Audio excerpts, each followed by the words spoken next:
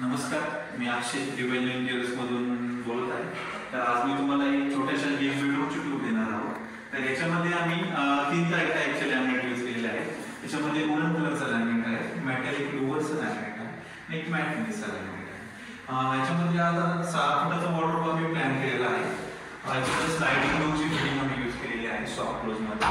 आतमध्ये आपण पाहतो तर कपडे हँग करण्यासाठी एक सेक्शन केलेला आहे. याची हाईट आणि 3 फूट जवळ ठेवली आहे, जेणेकरून तुमचे कपडे पूर्ण बसतील याच्यामध्ये. परत इथे ड्रॉवर्स प्रोव्हिजन दिलेले आहे, आपण सॉफ्ट क्लोज आहेत ते पण. खाली शेप्स दिलेले आहेत.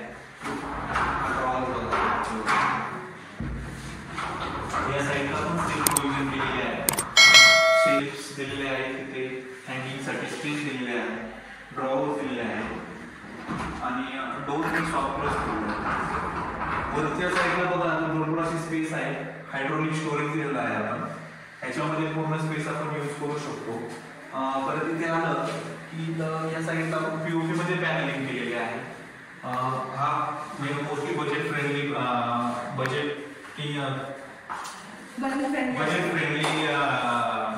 आहे. त्याच्यामुळे आपण इथे पीओपी मध्ये कमीत कमी वूड पॅनलिंग देऊन हा यूज केलेला आहे. त्याच्यानंतर पण एक साईड टेबल छोटासा दिलेला आहे, जेणेकरून आपण इथे साईडला स्टोरेज टूल देऊ शकतो. लाईक बुक्स वगैरे असं समजा ठेवायसाठी यूज होऊ शकतो तुम्हाला.